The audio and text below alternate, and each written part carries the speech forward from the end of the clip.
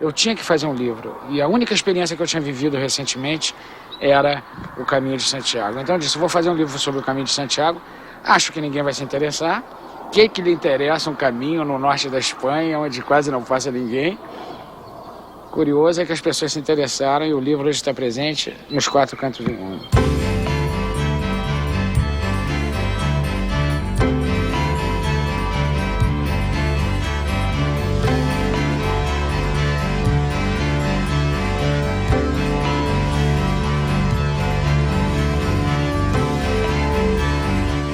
A busca espiritual é feita de muitos encontros e desencontros.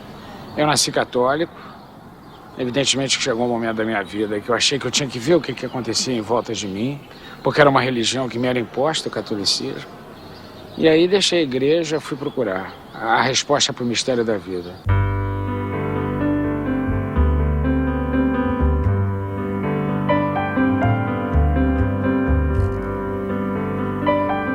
Santiago, um dos discípulos de Jesus, irmão do apóstolo São João, nasceu em Betsaida, na Galileia, pescador, sócio de São Pedro, foi chamado por Jesus. E após a ascensão de Jesus, ele parte para evangelizar na Galícia.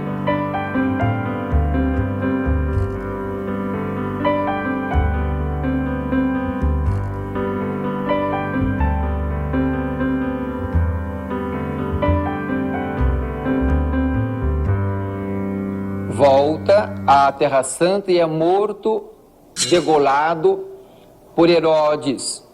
Os discípulos, sabendo da sua morte, eles vêm buscar o corpo e o levam para a Galícia, lá onde ele evangelizou. E desaparecem os restos mortais, as relíquias do apóstolo.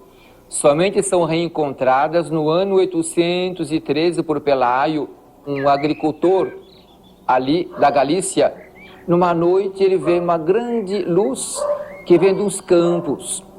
Ele vai ver o que aconteceu, o porquê da luz, e descobre que lá estão as relíquias, os restos mortais do apóstolo Santiago.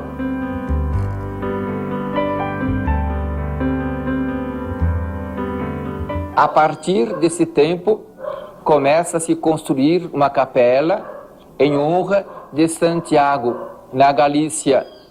E futuramente esse local é começado a chamar o Campo das Estrelas.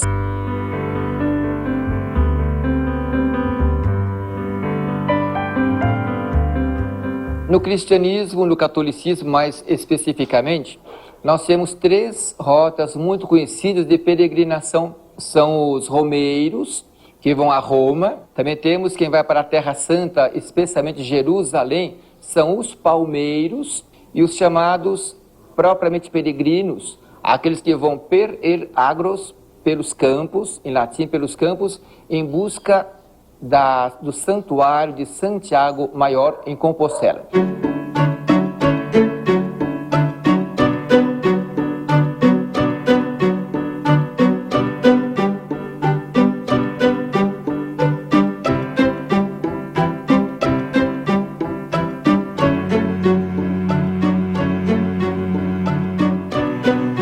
Gradativamente, as pessoas começaram a andar de novo pelo caminho.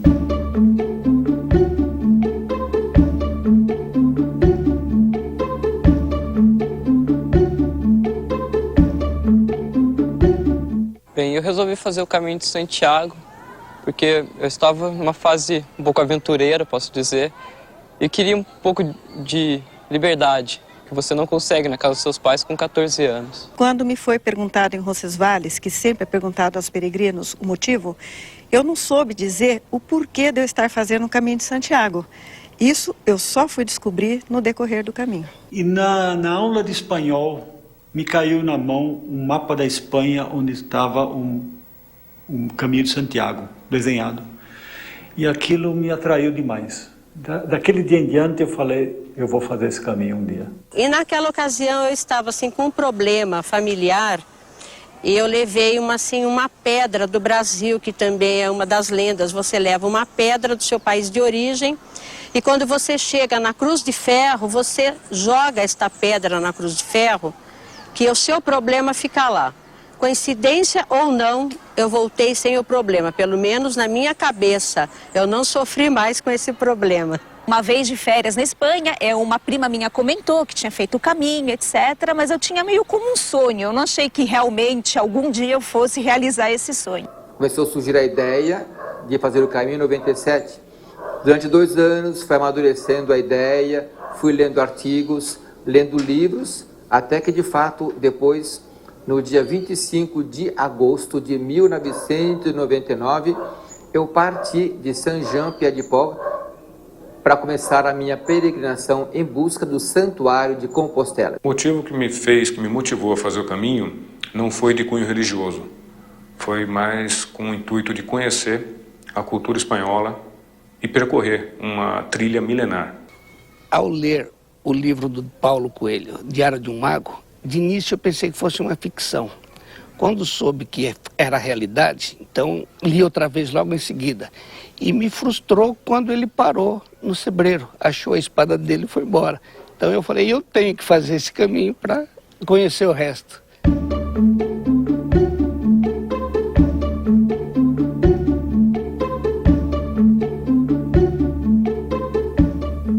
Não importa por que razão você começou, ele vai te andar. Você acha que você está andando o caminho, mas é o caminho que está te caminhando. Ele que está te guiando. Então você começa porque quer encontrar uma espada, que era o meu caso, ou você começa porque você quer ver como é a Espanha, ou você quer fazer apenas um exercício. Mas de repente o caminho é tão poderoso que ele te conduz aonde ele quer.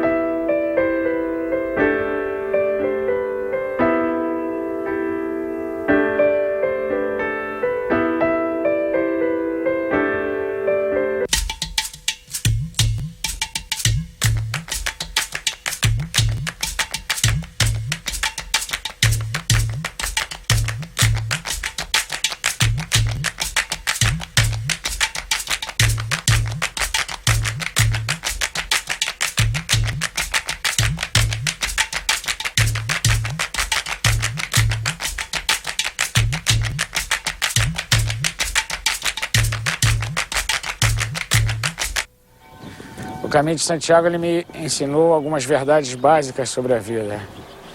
A primeira é ter um objetivo, que no caso dele é Santiago. A segunda é viajar leve, não complicar as coisas, porque senão você não chega lá. E finalmente, a terceira é prestar atenção aos outros peregrinos e saber que a gente aprende com o ser humano mesmo.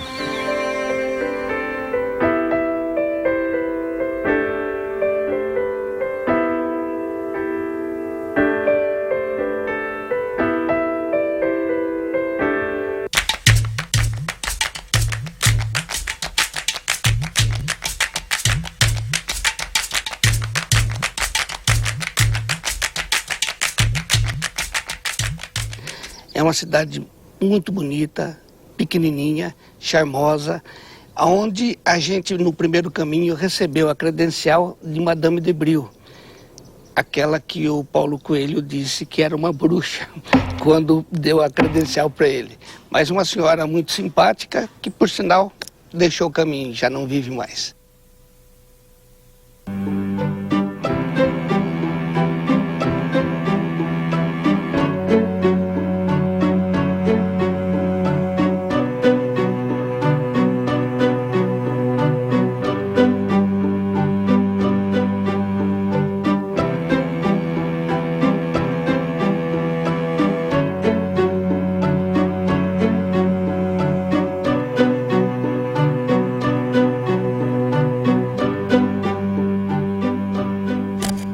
A Saint-Jean-Pied-de-Port seria a última cidade da França, certo? Onde a gente faz a travessia dos Pirineus e chega em Roncesvalles.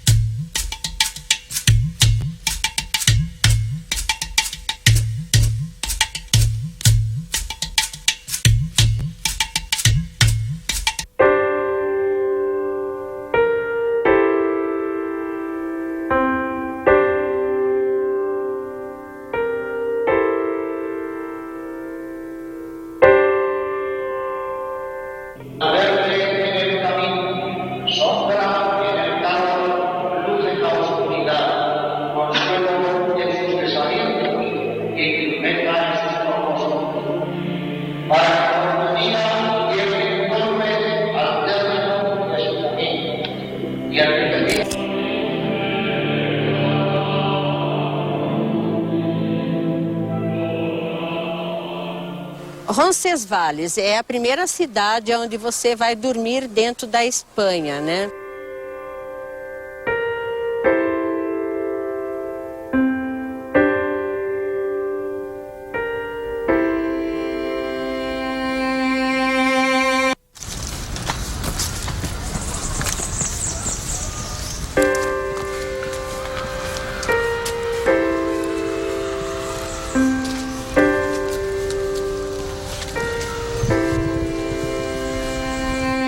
Quando eu fiz o caminho, eu não pensava em nada. Eu acho que isso que foi o bom. Porque eu não tinha expectativas, eu não tinha anseios, tudo que eu queria era chegar a Santiago de Compostela.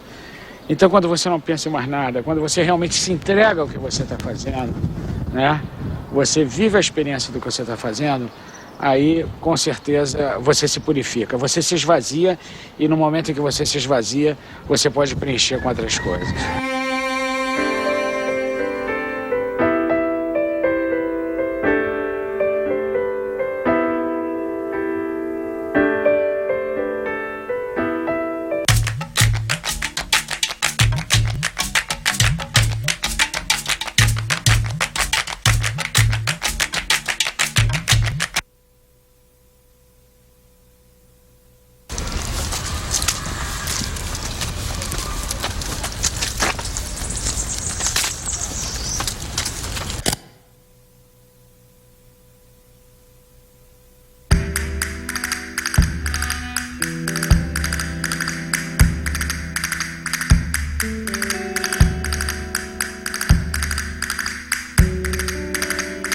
Pamplona é a primeira grande cidade, não tão grande assim, mas é uma cidade maiorzinha.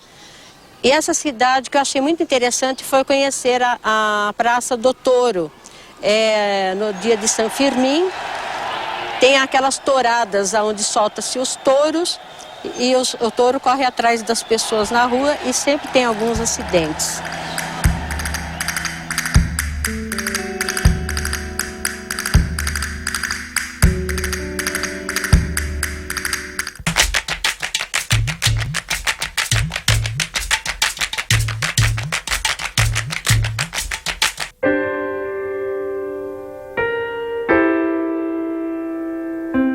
Estamos aqui em Puente la Reina, no caminho de Santiago. Esse é o lugar, essa ponte, onde todos os caminhos se transformam num só. porque eles vêm de diversas partes da Europa. Eu passei por essa ponte há muitos anos atrás, em 1986, e é como se eu também tivesse muitos sonhos, meus sonhos estivessem muito dispersos, e eu nunca ousasse concentrá-los naquilo que eu queria fazer realmente. E até que, quando eu terminei o Caminho de Santiago, eu disse, bom, agora eu tenho que cruzar a ponte dos meus sonhos e transformá-los em atos.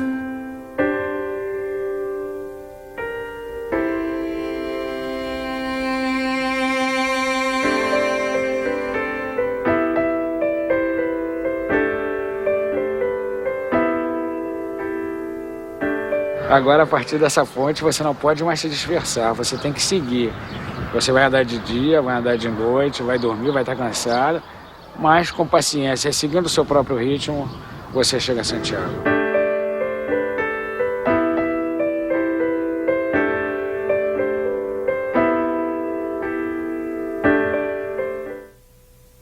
No começo do dia você já define onde você quer chegar, né?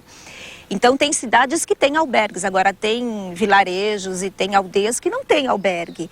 Então você tem que programar, ver aonde que você vai chegar, para quantos quilômetros você vai andar por dia. Quantos quilômetros você deve caminhar, eu acho que isso aí fica assim, mais ou menos que a critério de cada um. Porque tinha dias que eu andava 25 quilômetros, 20 quilômetros ou 30 quilômetros.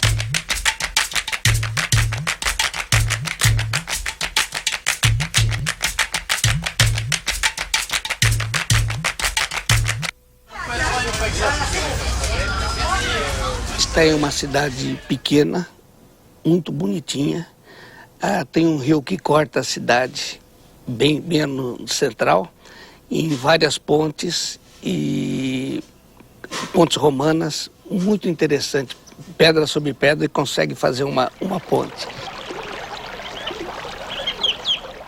Esta é a ponte que eu falei, muito interessante, que merece ser visitada.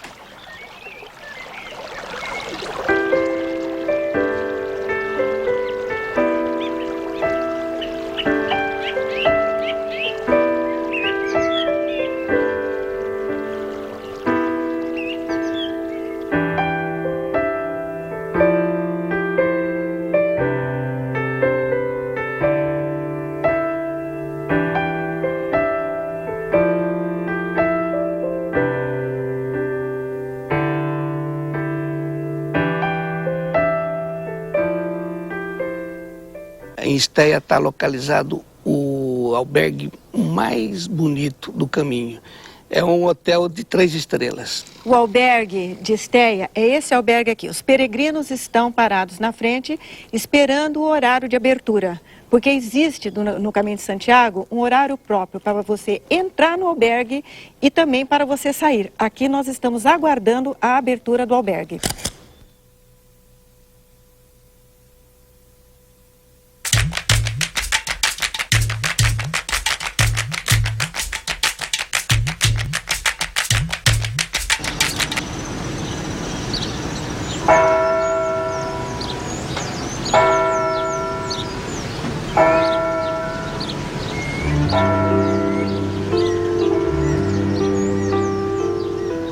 My name is Denis Janin. I am living near Paris and I come from Paris from a religious community. I start to walk at the 5th April, so it's 8 weeks of walking. This road was inspired by not only, but by the book of Paulo Coelho, Pilgrims, because I think in this book it's quite the truth. I don't know it's really the truth, but I feel it is near the truth, and I hope it's true. Bye.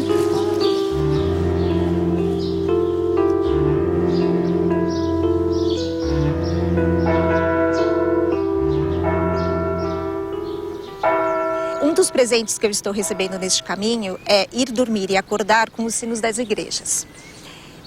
é uma coisa que não acontece em São Paulo, então isso me chamava muita atenção, né?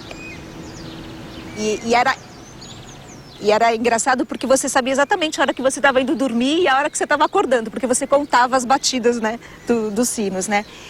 E também o que era legal que algumas vezes quando a gente chegava nas aldeias ou nas cidades, a gente era recebidos pelos sinos. Claro que era uma coincidência, mas parecia que os sinos estavam tocando porque a gente estava chegando na cidade, né?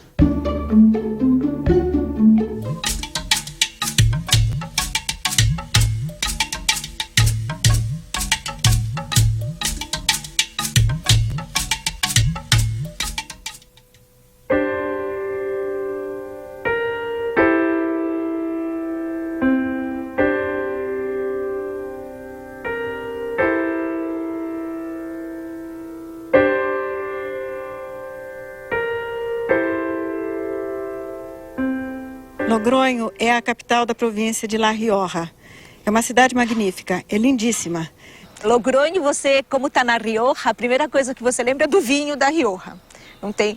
Então você vai num restaurante e, na verdade, você está tomando vinho da casa, mas é um vinho da Rioja, né? Que aqui é uma coisa assim, como fosse uma coisa extraordinária, né? Lá é super corriqueiro, super normal.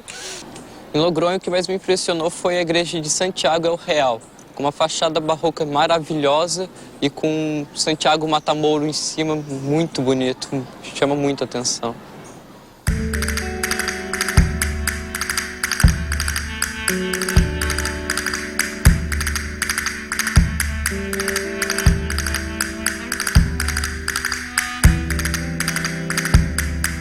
O modo como as pessoas fazem o caminho de Santiago é muito particular de cada um.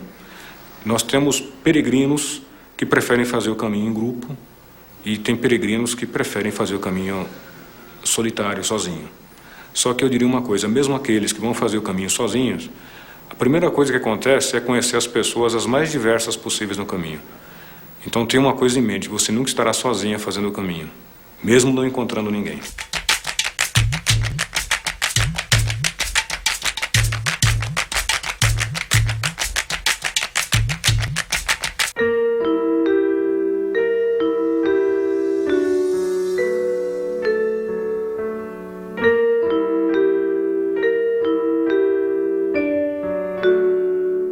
A Catedral de Burgos é fantástica. É a terceira maior catedral da Espanha, só perdendo para Salamanca e Toledo. Ela é imensa. Dentro dessa catedral existe uma imagem de um Cristo que chora sangue e cujo cabelo cresce. Quer dizer, o pessoal diz que não existe nada comprovado, mas o povo acredita piamente nessa história. Lá dentro da Catedral de Burgos também está enterrado o herói nacional El Cid, o campeador.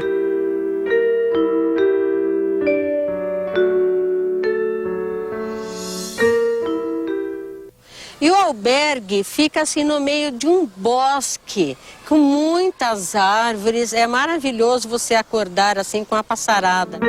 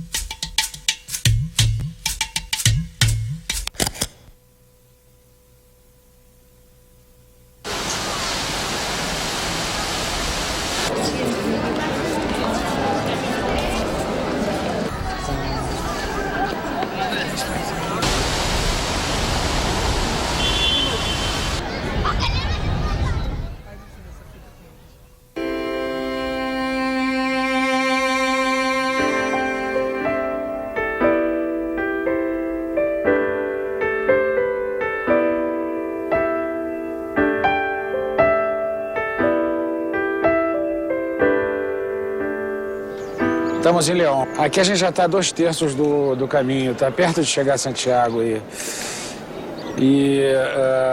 A gente passa pelos chamados planos, né? E é um lugar assim que você é obrigado a se concentrar em você mesmo, porque você tem muito horizonte. É engraçado, você não tem nada para ver, você tem muito horizonte e parece que os olhos se voltam para a tua alma. Uma noiva é um bom sinal.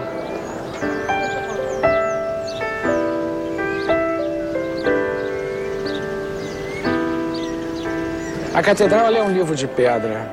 Se você olhá-la com cuidado, você vai ler tudo que a pessoa que construiu a catedral quis te mostrar através do símbolo. E o símbolo vai além da, digamos assim, da interpretação da época. O símbolo, ele passa de geração em geração quase intacto, porque ele fala com a sua alma.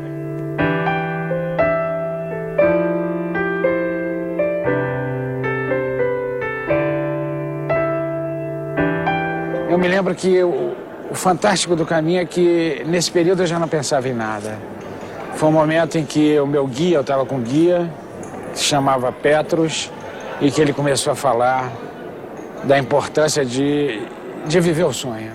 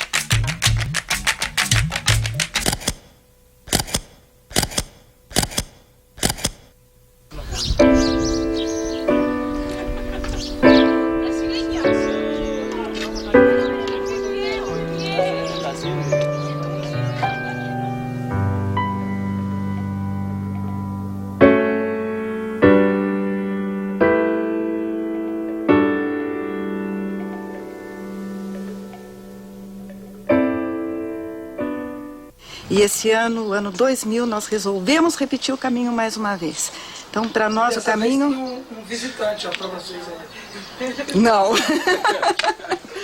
Não acredito. Ele estava escutando ali. A minha entrevista? É. Olá. Tudo bem? Tudo bem, e você? Barato para mim. Olá, satisfação, Paulo. Tudo bem? Opa, um grande prazer. Que tal? Tudo bem, que tal? Você ouviu nós falando a respeito Não, do ouvi caminho? falar, pô, como é que vocês estão fazendo há muito tempo? É o terceiro caminho nosso. Caramba, que maravilha. Maravilhoso. Cada vez é uma vez. Cada vez e é diferente. É uma experiência diferente. É fantástico. E devemos isso a você. Foi após ler o seu livro que, Agora, que houve assim, um interesse você recebeu muito já grande. várias homenagens na França. Você precisa receber na Espanha. Não, recebi. Porque depois que saiu o seu livro, nós fizemos os 3 caminhos, todo o pessoal todo francês. Não, mas eu recebi. O livro debaixo do braço. Mas eu recebi. O último caminho, a grande surpresa, foi o encontro de Paulo Coelho, na cidade de Vila Franca del Bierzo. Realmente foi uma surpresa muito grande e agradável. Para mim foi uma surpresa imensa, porque quando nós chegamos em Vila Franca del Bierzo, havia um comentário no albergue: Paulo Coelho está aqui, Paulo Coelho está aqui. Eu falei, Paulo Coelho não está aqui, ele é uma pessoa muito importante para ter retornado a Vila Franca del Bierzo numa época da vida dele, que ele está produzindo tanto. Mas realmente nós tivemos a oportunidade de ter um encontro fantástico com Paulo Coelho, pessoalmente. Ele não só veio nos receber, como ele foi tremendamente agradável, convivendo conosco no albergue à noite, jantando conosco. Depois nós tivemos alguns momentos de música da época dele, cantamos, foi um momento inesquecível da minha vida.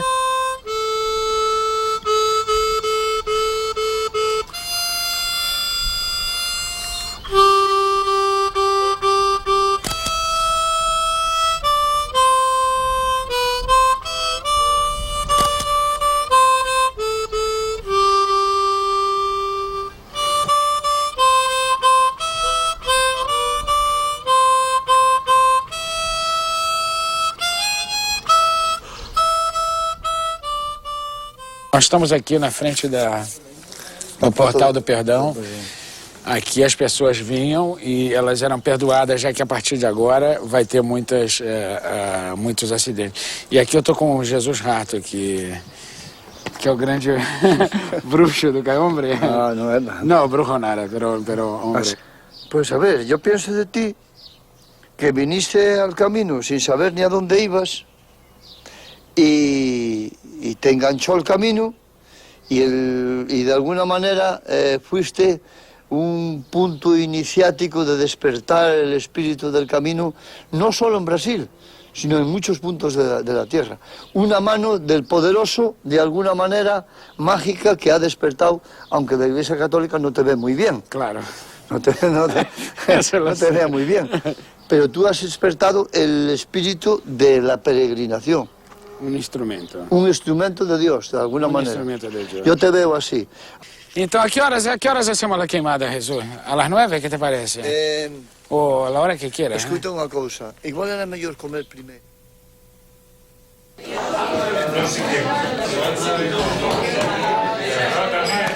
La queimada es, sobre todo, es quemar el alcohol.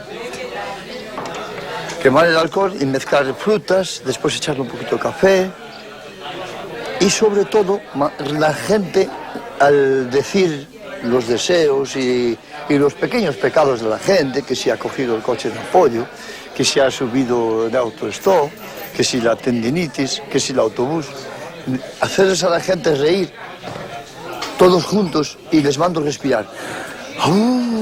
Porque entonces es un mensaje de perdón y todas las malas energías que se quemen en el fuego. Que se quemen en el fuego y de esa manera ir después a dormir de alguna manera un tanto limpios. Es también el renacimiento, la renovación.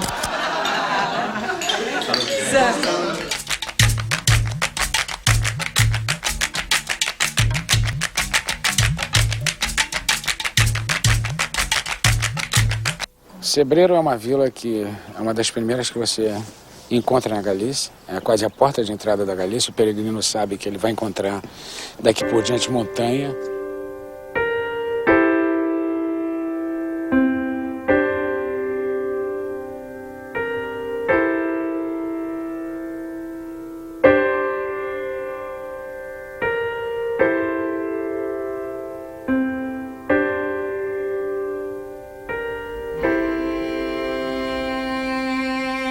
Então, eu estava buscando a minha espada e vi aquela vila, um nome tão estranho que ninguém sabe a origem, acha-se que é Fevereiro, é um nome romano.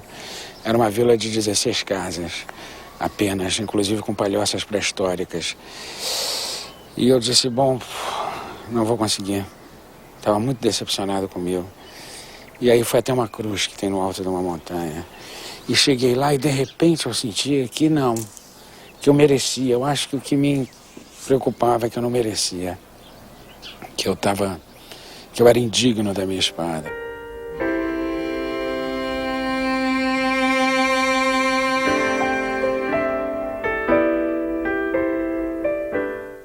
E a espada estava no sebreiro.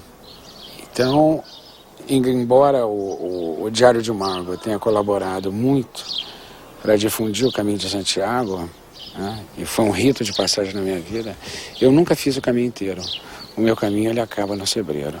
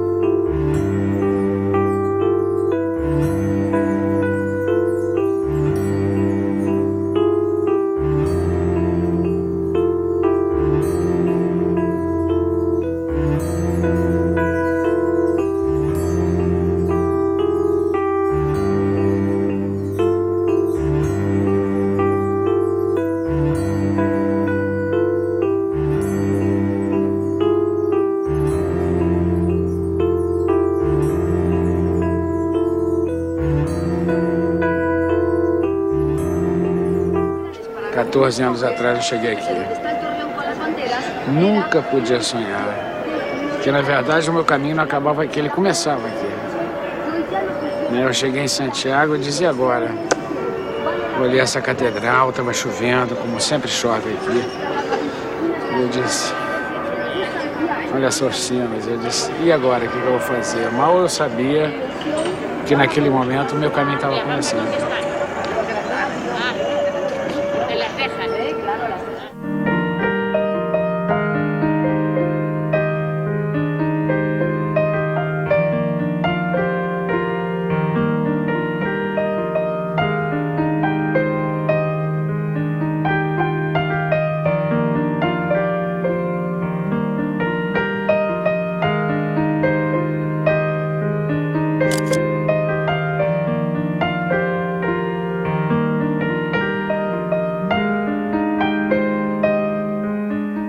Não, pode falar, mas deixa, vem cá. Você tem que aprender a ver a catedral feita dos peregrinos.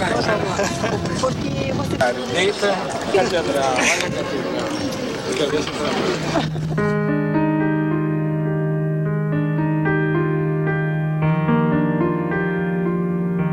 Quando o peregrino chega em Santiago, ele segue uma série de rituais.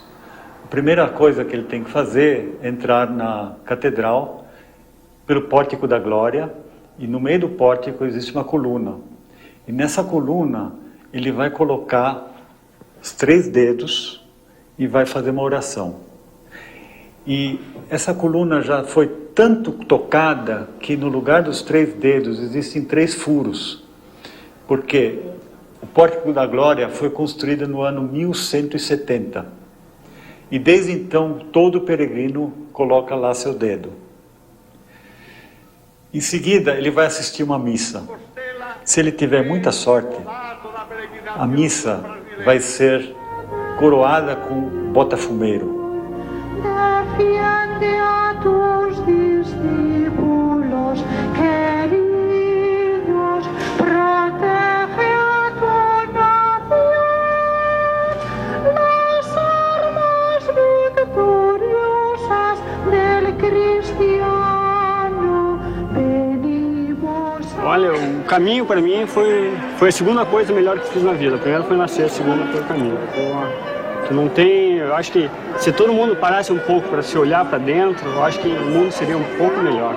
Dessa experiência de percorrer o caminho de Santiago, eu trouxe dentro de mim o seguinte, que é muito fácil as pessoas desejarem as coisas, mas é muito difícil conquistá-las. É que a felicidade cabe dentro de uma mochila. Eu aprendi o que significa determinação e perseverança. Que se você não tiver determinação, você não faz o caminho. Eu descobri o meu limite, tanto físico, psicológico, espiritual. Você deixa a vaidade de lado, porque lá você realmente vai estar procurando uma coisa de estar assim mais com a natureza e, no meu caso, mais com Deus, mais perto de Deus. Foi assim quase que um estudo, quase que uma aula de história, aula também de religião, uma aula de mística, que foi durante esse caminho uma volta ao passado próprio, para repensar um pouco a minha própria vida, como cristão, como padre. Tenho guardado assim a solidariedade das pessoas, assim, como as pessoas quando fazem o caminho estão abertas, têm um coração, contam das suas vidas e dos seus sonhos, assim, como fossem a pessoa mais íntima, um grande amigo, e na verdade você conheceu essa pessoa 2, 3 dias atrás. A gente aprende que a maioria das coisas pela qual a gente luta não são necessárias e não são importantes. O caminho me mostrou isso. Mas o caminho de Santiago ele não acaba aqui. Todas as pessoas quando chegam aqui, elas têm que ter consciência que passando pelo Portal da Glória, elas vão ter que seguir adiante. Vão ter que seguir adiante, aí sim começa o verdadeiro caminho de Santiago. Como eu digo no meu livro Diário de um Mago, o caminho das pessoas comuns. O caminho das pessoas que, enfim, que vêm nas outras, né? O verdadeiro sentido e a sabedoria da vida.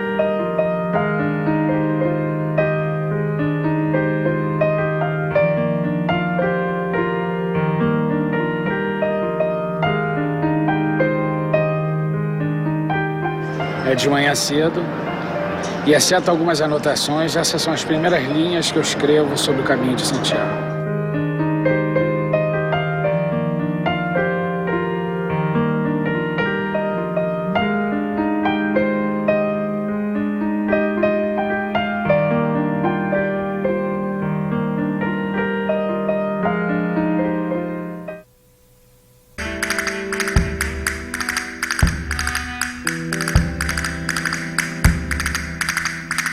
Música